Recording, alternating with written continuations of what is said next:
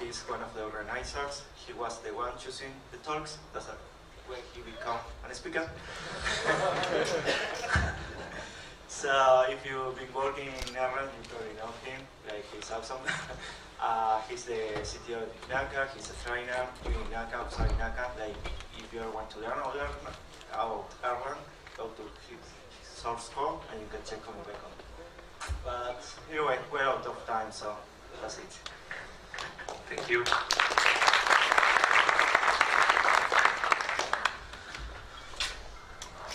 Alright, y esa es la última palabra en inglés que digo. Vamos con charla en castellano como corresponde. Los slides están en inglés, pero yo hablo castellano y así va a ser la cosa. Bueno, era una charla que yo le puse este título cuando la propuse para que el comité elija a ver qué charla quería que estuviera, y le pifié. Primero puse el título y después me puse a investigar a ver qué eran los abstract data types y no es lo que yo quiero hablar. Así que yo voy a hablar de opaque types, que está bueno también, no es lo mismo, pero va por el camino del éxito. Bueno, yo soy yo, donde sea que encuentren el brujo halcón, ese soy yo, y me dicen brujo, si se fijan es porque yo me llamo Fernando, y a ver cuántos Fernandos hay acá. 1, 2, 3, más que cualquier otro nombre seguro, ¿no? Entonces, para no confundir, yo soy el brujo desde hace tiempo y gracias a Dios me he ganado el apodo, así que ahí vamos. Bueno, decía Simon al principio, ¿no? Erlang es un lenguaje funcional, concurrente, distribuido, tolerante a fallas. Yo en esta charla me voy a enfocar en una sola cosa, que es la de la parte de arriba, la de funcional, que de hecho es lo que me atrajo a mí de este lenguaje. Dentro de esa parte, se puede hablar de un montón de cosas. Yo en particular hoy también voy a hablar de una cosa súper puntual, que son los tipos de datos. Después entramos un poco más en detalle sobre eso, pero lo que voy a mostrar son tipos de datos, módulos, funciones y especificaciones. Incluso aquellos que están acá y no entienden de Erlang, pero saben de Elixir, de estas cosas las tienen que saber, es parte de lo de todos los días, no hay nada muy particular. Incluso si vienen de otros lenguajes, también debería ser razonablemente entendible. Ok, pero ¿por qué voy a hablar de algo que es tan básico y todo el mundo entiende y ya sabe, no? Digo, podría ya está, ya todos lo saben, ¿qué estoy diciendo yo de nuevo? Bueno, porque lo que pasa es que yo he visto gente trabajar con Erlang y si bien entienden lo que son los tipos de datos, tienen alguna complejidad a la hora de definir sus propios tipos de datos. Y ahí es donde todos me van a decir, no, eso no se puede. Erlang es un lenguaje débilmente tipado, vos no puedes definir tus propios tipos de datos. Más o menos. Vamos a ver si para el final de esta charla los invito a reflexionar sobre esa idea y a ver, así como Erlang no es lazy, pero Simon les mostró que se puede hacer lazy. Erlang es débilmente tipado y yo les voy a mostrar que se puede hacer un poco más tipado, que está bueno. Y capaz que hasta que los convenzo de que es útil y que está piola para implementar. Vamos a ver si me sale. Bueno, empezamos con otra persona. Este muchacho, ¿quién lo conoce a este? Muy bien. Tenemos muchos amigos acá de Hernán. Yo programé en lenguajes orientados a objetos por 10 años y estaba en la universidad, en Ciencias Exactas de la Universidad de Buenos Aires, y había una materia optativa para ganar unos puntitos, llamaba Orientación a Objetos. Yo dije, ya está, 2 puntos gratis, hace 10 años que programo Orientación a Objetos, pan comido. Y me encontré a Hernán, ¿no? Y entonces Hernán, la primera pregunta que hace, llega a la clase así, todo, hola, soy Hernán, qué sé yo, y dice, bueno, vamos a ver si ustedes entienden algo de esto, ¿no? ¿Qué es software? Pregunta Hernán. Y todos ahí, ¿qué me venís a preguntar? ¿Entendés? ¿Qué es software?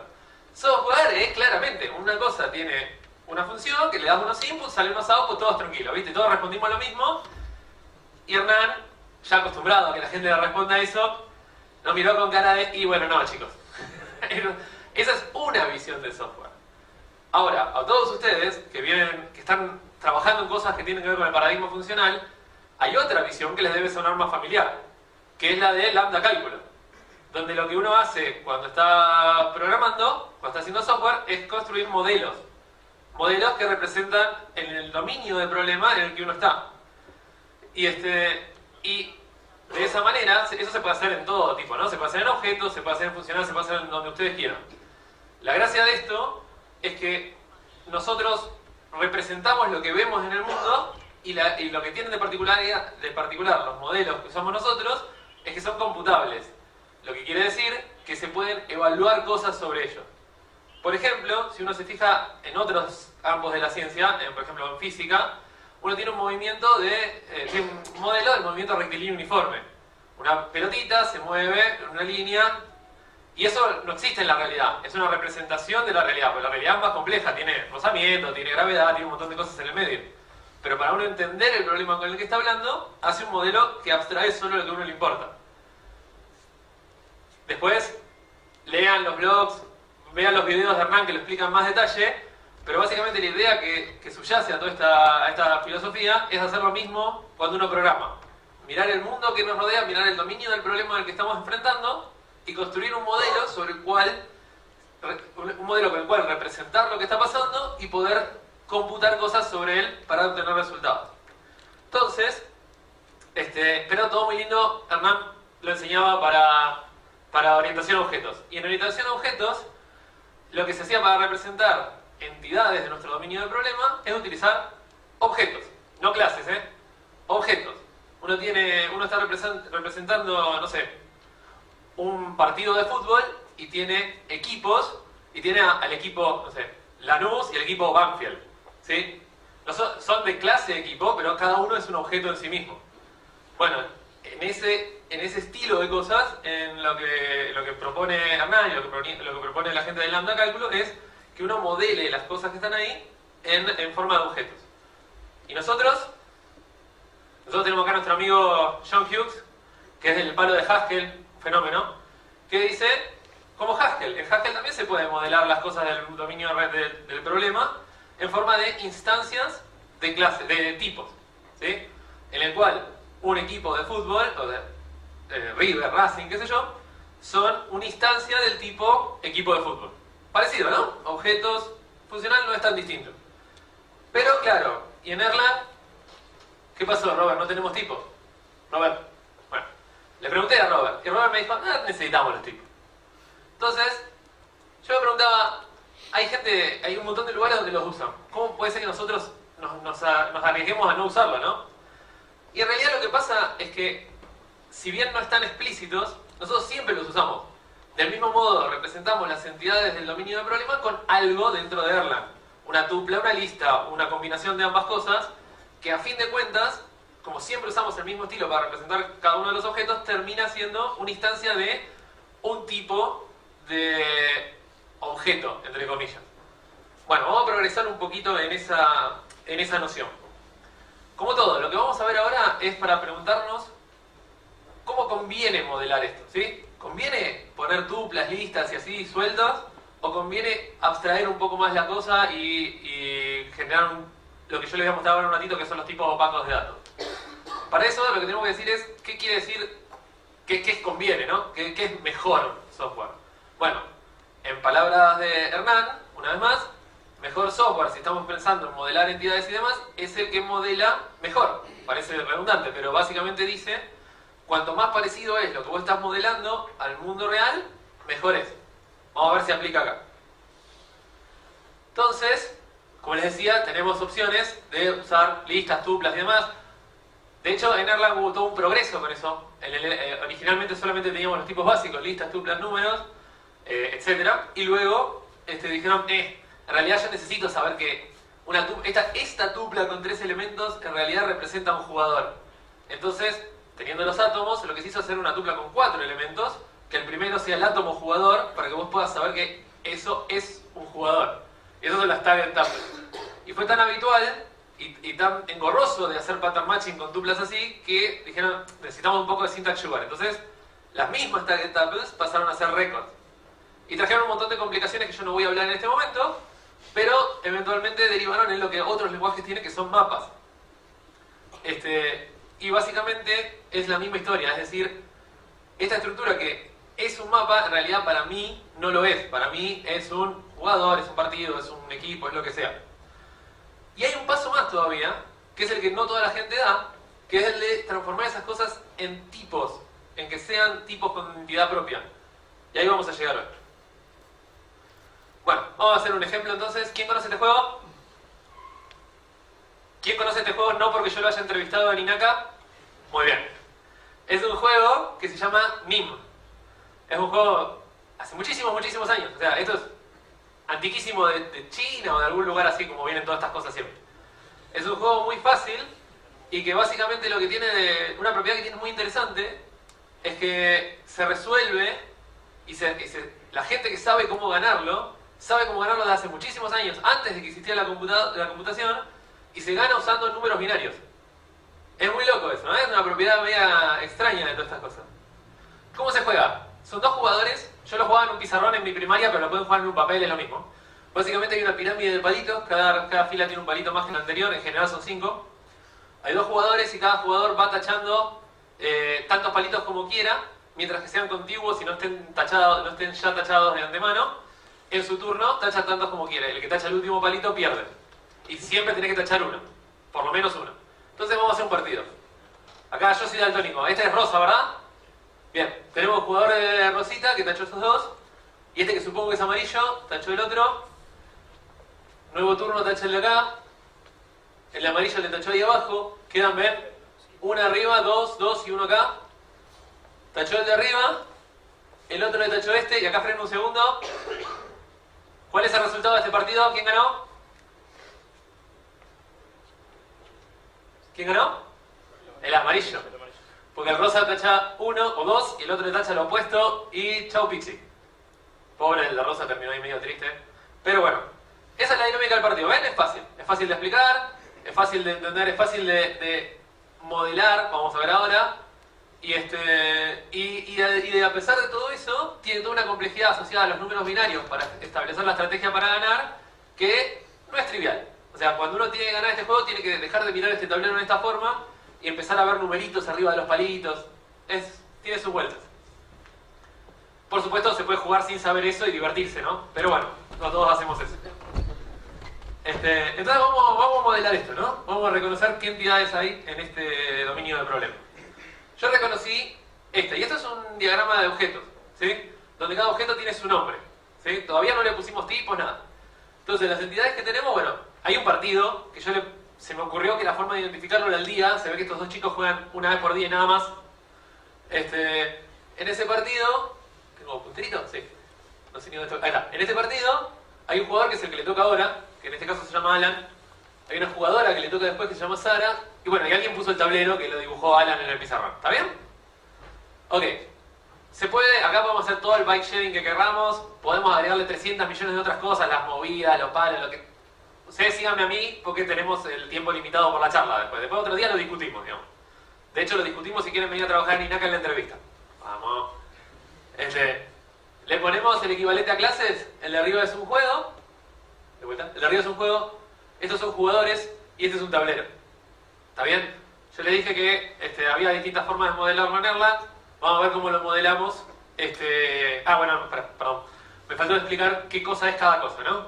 Entonces el tablero es básicamente una lista de... un grupo de filas, 5 en particular, y cada fila tiene palitos, y algunos palitos están tachados, cross out, y otros palitos están libres, disponibles para tachar, available. ¿Está bien? ¿Me siguen hasta ahí? ¿Vamos bien? Bien.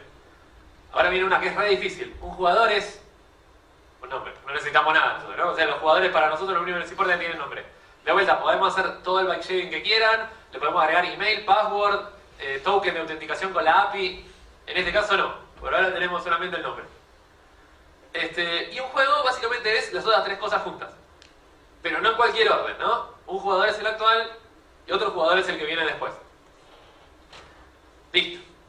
Ahora sí, vamos a tratar de modelar esto. Y yo acá voy a poner un ejemplo.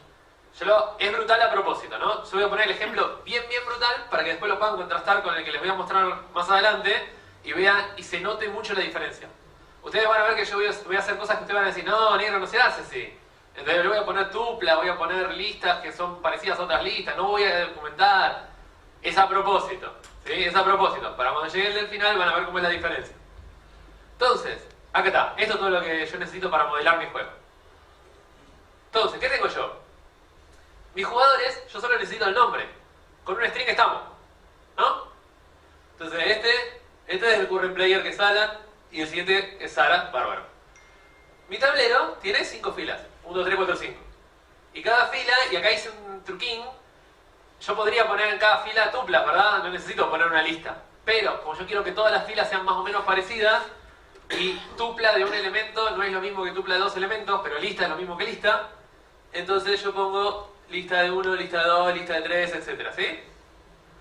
Y después los meto todos juntos en una tupla que es el juego. A ver, modelé mi dominio de problema, no digo bien, ¿eh? ¿Se me escapó algo de mi dominio de problema y no lo puse acá? No, ¿no? Está todo.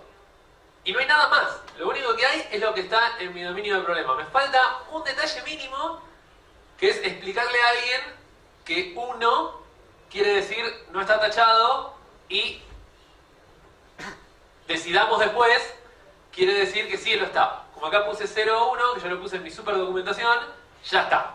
Todo completito. ¿Sí? Muy bien. Tenemos un modelo del juego y toda la cosa. Entonces, vamos a implementar alguna función. Vamos a hacer algo con el juego. Tachemos palitos. Esto es un turno, ¿sí? Una movida en un turno. Lo que tenemos que hacer acá es agarrar en la fila n, en la posición tal, supongamos que contamos desde la izquierda y empezando en 1, tachamos tantos palitos y tenemos que pasar del juego. Esto es Erlang, ¿no? Tenemos el estado, viene en el parámetro de la función.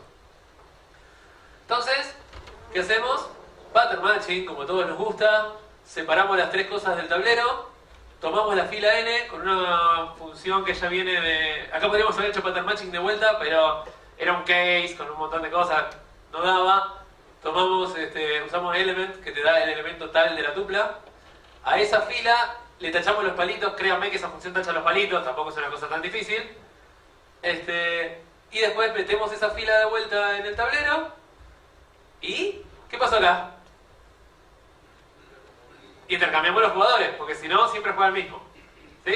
¿Vieron cómo esta función tiene toda la lógica, no? Sabe cambiar jugadores, sabe buscar la fila, menos tachar los palitos efectivamente en sí mismo, tiene todo el comportamiento dentro. ¿Está bien? Muy bien.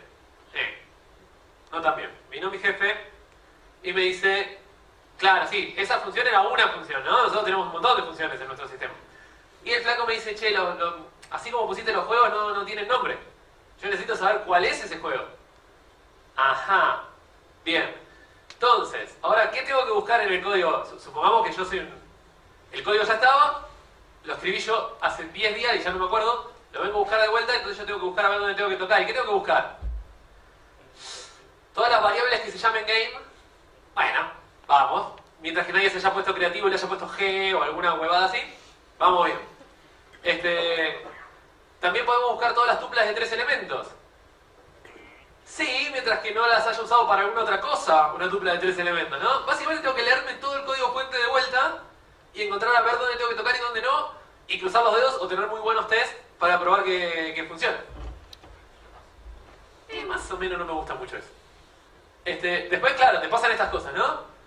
Tuvo un error y le dice bad match, comillas, comillas. ¿Qué? ¿Bad match de qué? ¿Qué cosa macheó mal ahí? Y uno intuitivamente dice el nombre de un jugador, claramente. O sea, strings eran los nombres de los jugadores. Incluso en este programita, esto puede haber sido una fila mal construida, ¿no? Las filas eran listas también. ¿Y cómo sabés? Y no sabés. Tenés que tratar de reproducir el problema, tenés que cruzar los dedos de que tengas muy buenos logs de información de lo que está pasando.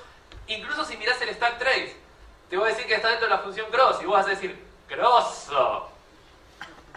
¿Qué hacemos? Pues la función cross tiene toda la responsabilidad junta, puede ser cualquier cosa. Entonces, viene después este muchacho y te dice, yo soy un usuario, imagínense que ahora en vez de tu jefe es un usuario de la librería, ¿no? Yo estoy haciendo una librería que implementa el juego y se la estoy dando a open source a otros y lo que sea. Viene un usuario, ve la función que recibe una tupla de 3 elementos, yo no le puse ninguna documentación específica, convierte los elementos, se fabrica su propio tablero y su propio juego y todo y me lo pasa. Y le puso 6 filas. Sonamos. Una tupla de 6 elementos no machea más, se acabó la historia, ¿no? Y eso es porque de ninguna manera yo con mis funciones le dije, no, el tablero tiene 5 filas. Nunca lo dije. Entonces mis usuarios, o se los puse en un documento aparte, que podemos empezar a debatir si la documentación y qué sé yo. En general, mi experiencia es que yo escribí en un documento aparte 5 filas, vino mi jefe, me dijo ponele 6, cambié el código y el documento sigue diciendo 5, ¿no?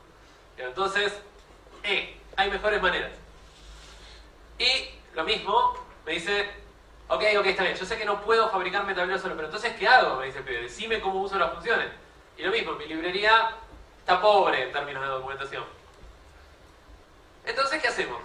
Alguien me dijo, existe Dialyzer. Bien, escucharon cualquiera de todas mis charlas y van a ver que la palabra Dialyzer aparece en todas, entonces dicen, listo, ya está, si el brujo dijo Dialyzer, hay que usar Dialyzer. Entonces Dialyzer viene con esta cosa hermosa, que son las especificaciones. Nosotros no tenemos tipos acá, ¿sí? Todavía estamos usando los tipos básicos. Pero podemos hacer una buena especificación, es decir, que esta función recibe un número de fila que está entre 1 y 5, una posición que también está entre 1 y 5, la longitud que está entre 1 y 5, un tablero que en realidad es una tupla con 3 elementos, uno es un jugador, bla, bla, bla. Ven que están todos ahí muy, muy bonitos. Sí, esta es una función, ¿no? O sea, ven la cantidad de filas que le agregamos para especificar una función, ¿no? Son como, ¿cuántos son? 9. Agregamos 9 filas para especificar esta función que tiene 3 argumentos, 4 argumentos. Esa es una. Después tenemos 18 más, ¿no? Y cada una tiene todos sus argumentos y nuestro código inmediatamente somos reproductivos porque tenemos 10 veces la cantidad de líneas de código que habíamos escrito. Es grosísimo. Pero, ¿no? Es un poco inmantenible. Después cuando tengo que cambiar el juego, de vuelta tengo que ir a buscar todos lados donde están las tuplas, cambiar todas las especificaciones. Tiene que haber una forma de no tener que reescribir todo esto todas las veces. ¿Cuál es esa forma? Esta forma. Podés hacer especificaciones de tipo. Vos decís, el tipo, el número de fila, es un entero entre 1 y 5. Tipos más complejos. El tipo juego es un jugador, otro jugador y un tablero. ¿Y qué es un jugador? Y bueno, un jugador por ahora es un string. Un tablero tiene filas, 5 filas, es una tupla de 5. Y la fila tiene palitos, y los palitos son 0 y 1. ¿No? Y entonces después puedes usar este mismo, tu especificación es una sola fila, una sola línea, ¿no? Cada vez tiene, lo que se hace es usar el tipo de dato que ya definiste arriba. Mientras que estés en el mismo módulo. Porque claro, después vos sos prolijo y repartís tu lógica en distintos módulos y todos usan los mismos tipos de datos y ¿dónde ponemos los tipos de datos? Y bueno, esto es muy fácil, copy-paste. ¿Ya está? Listo, terminó la charla, vamos a casa. No. Pues copy-paste es feo, nadie quiere hacer copy-paste. Entonces, ¿qué hacemos? Tenemos header, tenemos asterisco punto, o sea, mi librería.hrl incluye la definición de los tipos y los pongo y la incluyo en todos los archivitos. Y no solo la incluyo en todos los archivitos, sino que cualquier usuario de mi librería la tiene que incluir en todos sus archivitos y así sucesivamente. Y tiene que usar include lib, no puede usar include. A mí no me gustan los header files. Si a alguien le gusta, todo bien, bien con ustedes. A mí no me gustan. Yo tengo una solución alternativa, que es usar tipos exportados. ¿Y cómo es esto? Hay una cláusula, hay un attribute en Erlang desde hace un tiempo que está muy bonito y que es este, export type. Yo defino todos mis tipos de datos en un módulo, todos mis tipos de datos no, defino tipos de datos en un módulo y los puedo exportar. Y eso quiere decir que desde afuera de este módulo y desde afuera de mi librería, ¿no? En general, donde sea que tengan acceso a ese módulo, pueden usarlos de esta manera. Pueden usar nombre del módulo, dos puntos, nombre del tipo y ya está. No definí los tipos en un solo lugar, los usé en todos lados, es consistente y qué sé yo, pero tengo un pequeñísimo problema acá. ¿Quién es source mode? Y acá hay muchas alternativas. Uno puede tener un módulo que se llame mi librería-tipos y tiene todos los tipos ahí adentro.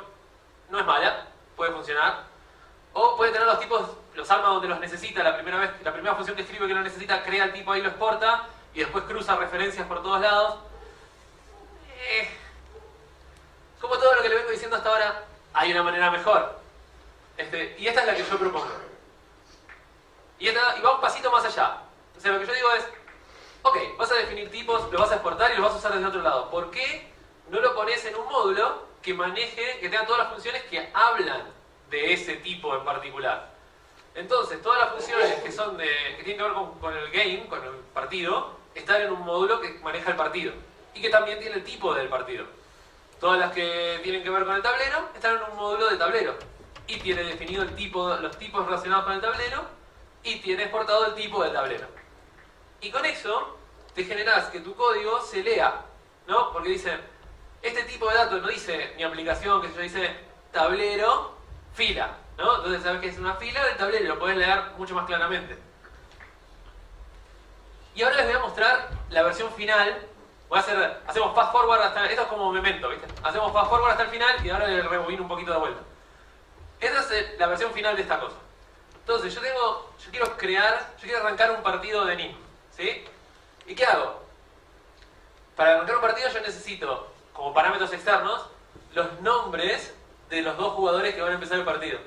Y finalmente devuelvo un partido. Y acá hay una cosa rara que es esta T. Los que saben Elixir ya saben de lo que está pasando ahí. Para los que son de Erlang, esperen dos slides más y aparece la explicación. Pero básicamente esto dice, es un partido. Si ustedes ven NimGameT, es algo de tipo NimGame. O sea, es un partido. Yo tengo los dos nombres de los jugadores y quiero un partido. En el código, de nuevo, no tengo una función acá que maneja jugadores, ni tengo una función que maneja tableros, ni tengo una función que maneja partidos. Estoy afuera de cada uno de esos módulos. Pero tengo funciones en esos módulos que puedo utilizar. Entonces yo quiero construir un nuevo partido. Entonces, ¿qué hago? Partido, armarte uno nuevo, con este jugador, pero no con el nombre. Con el jugador creado con ese nombre, con otro jugador creado con el segundo nombre, y con un nuevo tablero. ¿Está bien? Esta parte es la parte más importante de todo lo que tengo para mostrarles. ¿Se entiende de dónde va esto? Ven que acá no hice pattern matching, no saqué ninguna propiedad de ninguna cosa, está todo metido con funciones para adentro. ¿Me siguen ahí?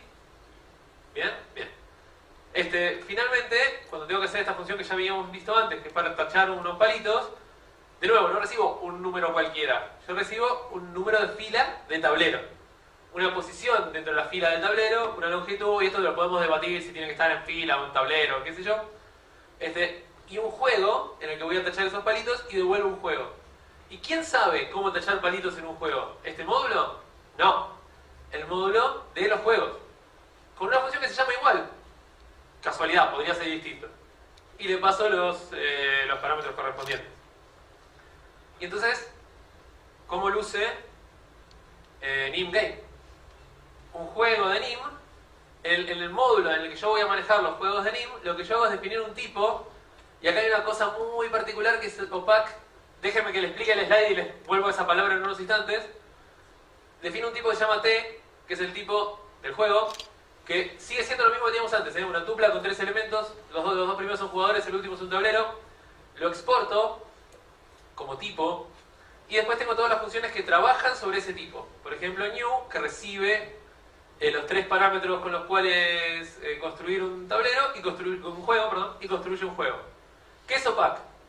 ¿Vieron menos type que les mostré antes? Opac es idéntico, con la única particularidad, que es la más importante, es que cuando corres dialyzer, si vos deconstruiste un tipo opaco desde un módulo en el que no lo creaste, o sea, fuera de este módulo, nadie tiene permitido entender la estructura interna del tipo. Y esa es la clave de todo esto. Usando esta forma, lográs encapsulamiento, como en objetos. Nadie sabe la estructura interna de tu objeto más que la clase que lo define. Y acá lo mismo, nadie sabe la estructura interna del tipo NimGameT más que NimGame. Y por eso, y lo mismo pasa con los otros módulos. Y por eso, en la función cross, el juego puede saber cambiar el jugador actual, pero no puede saber cruzar palitos en el tablero. ¿Se ve? El único que sabe cruzar palitos en el tablero es el del tablero.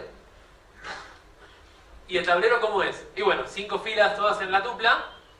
Exporta el mismo tipo, también el tipo T. Y cuando haces un constructor, usa NimRow, no arma listitas. Usa el módulo NimRow para construir las 5 filas. Y ahí ven por qué le puse listas desde un principio, ¿no? Para poder hacer esto, porque si no las tuplas tienen otro formato. Y después en la función cross, hace lo que sabe hacer, que es encontrar la fila dentro del tablero, pero no hace lo que no sabe hacer, que es tachar los palitos en la fila. ¿Se entendió? Y así sucesivamente. El módulo NimRow y NimPlayer se los dejo de tarea para casa. Básicamente la forma general de todo esto es esta. Los módulos tienen un nombre que es el nombre del tipo de dato. Olvídense la A, debería ser una O. Tienen un tipo T, que es opaco, que tiene la definición, lo exporta. Tiene una función new y otras funciones. La función new recibe parámetros y devuelve algo del tipo T. Las otras funciones en algún punto reciben algo del tipo T. Generalmente es el último argumento o el primer argumento, no me acuerdo cuál es el que más conviene, pero siempre en el mismo lado, traten de unificar la cosa. Y pueden devolver otro tipo T porque, por ejemplo, aplican modificaciones o no. Por ahí te exportan algo de lo que hay adentro del tipo, lo convierten a JSON o vayan a saber. Y así son todos los módulos que definen tipos de datos. Son módulos como cualquier otro módulo en Erlang, pero por una cuestión de convención, para nosotros son distintos. Yo cuando codeo así, en general los pongo en una carpeta que se llama models, porque son mis modelos de las entidades que estoy representando. ¿Y por qué? ¿No? Que lo pueda hacer no dice que yo deba hacerlo. Pero bueno, vamos a tratar, yo les voy a dar mis razones. Después ustedes me dicen si a ustedes les gustan o no les gustan. Vamos de vuelta con los problemas que teníamos antes. ¿Se acuerdan? Cambiame la forma de los juegos, ¿no? Había que recorrer n módulos, n funciones, buscar todos los pattern matching que hubiera, toda esa cosa adentro. Ahora no, cambiame algo del juego. ¿Dónde lo tengo que ir a buscar? ¿A in-game? Ya está, sí, obviamente. Después tengo que ver dónde se usa la función que voy a cambiar, ¿no? Pero para eso tengo los tests. Pero la estructura interna, no les gustan las a mí no me gustan. Tuplas, listas, así todo tan crudo no me gusta. A mí me gustan con un poco más de estructura, con sea records o sea mapas o lo que sea. Entonces, lo cambio. Transformo esa tupla de 3 elementos en un mapa y nadie se enteró, ¿no? Con lo cual me permite, sobre todo si tengo unos buenos tests, mantener mi sistema apropiadamente, como tiene que ser. Vamos a saltear la 2 por un segundo. Encapsulamiento, algo que la gente de objetos conoce desde Alan Kay, que lo mencionaba hace un rato. Hay mayor o menor respeto de la situación, pero en general en el mundo de objetos es algo que está medio como entendido, que es así. Vos, la lógica que corresponde a una clase de objetos va todo en esa clase. Acá no lo estábamos haciendo así, todos los módulos, todos sabían todo de todos. En cambio ahora no, las cosas de juego las sabe el juego, las cosas del tablero las sabe el tablero, etc. Así que chao. No, habíamos provisto las funciones y si teníamos documentación estaba aparte, en un readme o en alguna otra cosa, ¿no? Pero ahora la documentación es automática. Y lo mejor de todo, lo que a mí me encanta de esta documentación, compila. Si yo agarro y cambio el juego y me olvido de cambiar la documentación de cómo es un juego, donde se usa un juego, el compilador o Dialyzer me van a decir, no, te faltó acá. Y eso para mí es vital, es genial. Yo siempre me olvido cosas. Gracias a este tipo de herramientas puedo zafar de eso. Y bueno, sí, el código como estaba, el bad match, comillas, es difícil. Todavía puede seguir siendo una fila, puede seguir siendo un jugador, porque a fin de cuentas, cuando estábamos en runtime, los atributos de tipo y todo eso no están, ¿sí? No permanecen, eso es solo tipo de compilación y dialyzer. Sin embargo, con la segregación que hicimos en módulos y ponerle los nombres a las funciones y demás, mínimamente, si yo pido el stack trace, voy a saber de qué estoy hablando. Porque la función que maneja tableros va a estar en un tablero, y la función que maneja filas va a estar en una fila, y la función que maneja jugadores va a estar en el módulo jugador. Así que el string o es un jugador o es una fila dependiendo de dónde tenga el error. No lo solucioné el problema, no voy a ser canchero. Pero más o menos. Dimos un pasito, ¿verdad? Y dimos el otro pasito que es cierto, estas estructuras son horribles para debugar. Bueno, cambiarlas por mapas. Ya está. ¿Entendés? Es mucho más fácil. Y viene con una bolsa de regalos todo esto, ¿no? O sea, viene con un agregado así, importante. Dialyzer, que es una herramienta importantísima que deberíamos utilizar como... O sea, cualquier sistema que tengas en producción, y sobre todo si tienes una librería open source, si tenés usuarios, correle Dialyzer, sé una buena persona. Y sacale los warnings, en serio, créele. Cuando hay un warning es porque hay un problema ahí. O sea, no miente, Dialyzer no miente. Entonces, con esta estructura es mucho más fácil que Dialyzer te pueda validar correctamente que tu sistema está bien hecho. Sí, no te va a mejorar los mensajes, va a seguir diciendo function no sé qué cosa can never return, y vos lo vas a mirar y vas a decir Dialyzer, mi amigo, te quiero tanto pero no sé qué me estás queriendo decir. Pero bueno, mínimamente va a haber warnings donde tiene que haber. La documentación, como yo les decía, eDoc o cualquier herramienta que usen de documentación va a tener de dónde nutrirse en cosas que están compiladas y que cambian junto con el código para generar documentación. Al dividir las estructuras en módulos que representan una única cosa, vas a tener una estructura que vas a poder leer en el arbolito, vas a hacer un LS y vas a saber de qué estás hablando en cada módulo, en lugar de tener todo, no sé dónde encontrarlo, lo tenés todo tirado en distintos módulos cualquiera. Vas a poder cambiar implementaciones, no les gustan las tuplas, usan mapas, no les gustan las mapas, usan record, usan lo que se les cante, usan ETS, hagan lo que quieran, digamos, y se puede cambiar fácilmente porque es, mientras que tengan los tests bien armados, que también está bueno porque te permite esta estructura testear independientemente de las distintas cosas, es mucho más fácil. Y además, como ahora tenemos una convención de que todos nuestros modelos se implementan de esta manera, el día que queremos implementarles a todos ellos, meterlos en una base de datos, los transformamos todos en SumoDoc, agregando 3 funciones que son las que definen el behavior y se acabó. Tenemos todos nuestros modelos, van a la base de datos todo tranquilo. Si no me creen, chequeen SumoDB, van a ver que es así. Y si no, si vamos a Elixir, que ahora les voy a mostrar cómo todo esto no lo inventé yo, digamos, en Elixir hicieron lo mismo, y arriba de ese tipo de esos structs de Elixir que vienen de la mano de estas cosas, se pueden aplicar protocolos que es un golazo. A mí esa es una de esas cosas que de Elixir me parecen fabulosas, que las hicieron bien, porque es decir, aprovecharon que tuvimos todo un montón de historias de mandarnos macanas y dijeron, ok, antes de ponerlo, pensemos cómo tenemos que hacer. Lo hacemos prolijo la primera vez y de ahí en adelante sale todo prolijito. Y protocolos de la consecuencia de eso. En Erlang no podemos tener protocolos porque el módulo de diccionario tiene en el último parámetro del diccionario y el de lista lo tiene en el primero y el de uno que definió alguien más ni siquiera lo tiene, es un descontrol. Entonces no puedes unificar. Estos pibes hicieron las cosas unificadas desde el principio y es espectacular. Y después, habiendo hecho todo esto, volvemos a preguntarnos, mirando nuestro sistema, ¿este es un buen software? Y vos decís, ok, ¿cómo sé? ¿Cómo entiendo si lo que estoy modelando bien? Bueno, vas a mirar los videos de Hernán y Hernán te dice, acá tenés 7 heurísticas para verificar si estás modelando bien. Pero él habla en objetos. ¿Sabes qué? Usando este tipo de técnica es muy fácil mapear el concepto de lo que él te presenta como una clase a lo que nosotros presentamos como un tipo. Es casi uno a uno. Y las heurísticas que él presenta las podés ver sobre tus tipos de datos y verificar que estás modelando correctamente o no tu sistema. Está muy bueno. Y de hecho una de las heurísticas habla de la inmutabilidad, que esa nosotros la tenemos de base, así que rock and roll. Bueno, nada, lo que yo les decía recién. Ahora tenemos un concepto, o sea, lo que logramos con toda esta cosa es esto, básicamente. Un jugador ya no es un string, una fila ya no son palitos, a pesar de que, y esto es muy importante, en el runtime, cuando estén corriendo el sistema, una fila va a ser palitos. Pero para leerlo, para mantenerlo, para entenderlo, para testearlo, una fila es una fila. Y eso es un valor súper importante para nosotros los desarrolladores. Nuestros usuarios por ahí no se enteran de lo que está pasando, pero para nosotros es recontra valioso. Y nos permite modelar mejor, y como modelar mejor es hacer mejor software, acá tenemos la carita feliz de nuestro amigo que está contento de que estamos trabajando bien. Claro que... Uy, ahí. Claro que también tiene... Esto no, o sea, no viene gratis todo esto, si no ya estaríamos todos programando así desde hace rato, ¿no? Tenés mucho más código. Entonces tenés especificaciones, tenés más módulos, tenés más funciones. Sí, es cierto. Pero tener la posibilidad de tener que leer menos código cuando tenés que modificar algo, a pesar de que cuando lo escribiste sea más largo, para mí es súper mucho más valioso que reducir la cantidad de líneas de código que hayas escrito.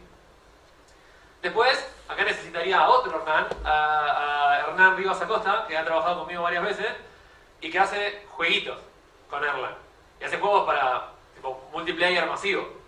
Y el flaco, ni bien yo le mostré todas estas cosas, o sea, se espantó. Porque claro, cada cosa tenés 2 o 3 llamados de funciones más, y esas cosas que para nosotros son triviales, para quien está mirando el código a modo de entenderlo y leerlo, para el que está apuntando a sacarle el último milisegundo a lo que está haciendo, es una cosa. Como todo, puede pasar, por ahí necesitas optimizar, pero antes de meterte a optimizar, tírate unos benchmarks. No, fíjate que realmente lo necesites. No optimizar de primera mano no está tan bueno. Y hay cosas que te ayudan. Si te fijas, inline te permite esa opción de compilación. Si tu llamada a función tiene una única llamada a función, es lo único que hace, te mete el código de la función adentro del tuyo para cuando compila y ya está, no tenés más el llamado, el salto extra. Y la última es hace un tiempo nosotros escribimos unas guías de cómo trabajar en Erlang y una que puso otro chico, Marcelo, decía que cuando uno escribe tiene que escribir código que no sea tan clever. Y a mí eso me impactó un poco, porque yo decía, pero ¿cómo no? Yo quiero mostrar que soy inteligente y todo.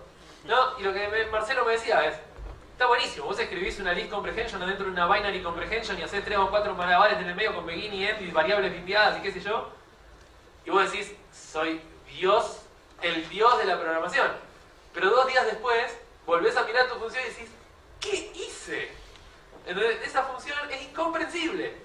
Es muy inteligente, hace un montonazo de cosas todas juntas, y si la tenés que tocar, olvídate, ¿no? Entonces, hay que hacer un balance, ¿no? Entre, puedo hacer cosas recontra piolas, y puedo hacer cosas recontra piolas que después puedo mantener y que se terminen generando en un sistema que es piola en su resultado final, digamos.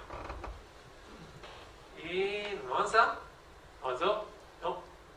Avanzada, querido. Ah, ahí está. Y bueno, como les decía antes, en Elixir esta charla toda es useless.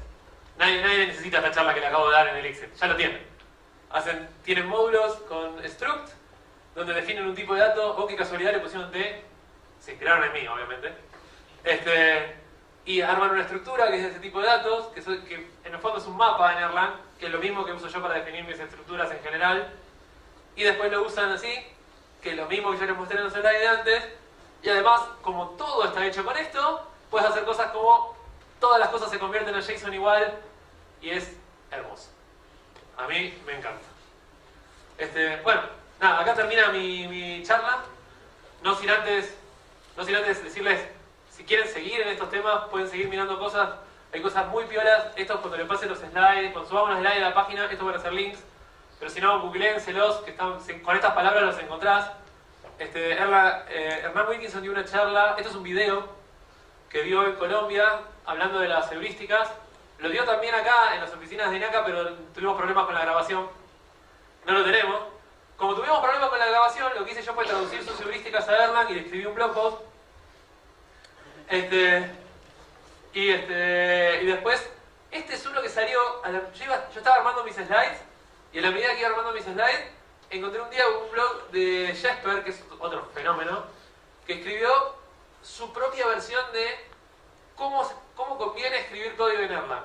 Tiene un montón de reglas, tiene cosas que van mucho más allá de lo que yo les mostré hoy, están todas buenísimas, estoy de acuerdo con prácticamente todo su artículo, y en una parte habla exactamente de estos, de Open Code Structures, le puso él, que viene a ser lo mismo que yo les mostré recién. Y fue una de esas cosas que yo cuando leí dije, ok, entonces estoy haciendo las cosas bien, ¿no? Entonces voy por el camino del éxito, porque Jesper, nada que ver conmigo, también un montón de laburo en Erlang, y también propone las mismas cosas, no debe estar tan pifiado. Y por último, lo que yo siempre les digo, en todas las cosas donde hay gente que yo tengo la posibilidad de hablar en castellano, métanse en Erlang Questions, métanse en la lista de mail de Erlang Questions, en el Slack, etc. No somos tantos, tenemos muy buena onda y hay muchísimas ganas de ayudar y de hacer crecer la comunidad por todos lados. Y la verdad que no te llena de spam, te llena de mails que vos lo lees y decís, pucha, qué buena onda cómo escriben estos tipos, y te hace pensar cosas como las que yo les conté recién, que van más allá de tipear código todos los días en la cosa. Armar una comunidad está piola, hay una comunidad, participen.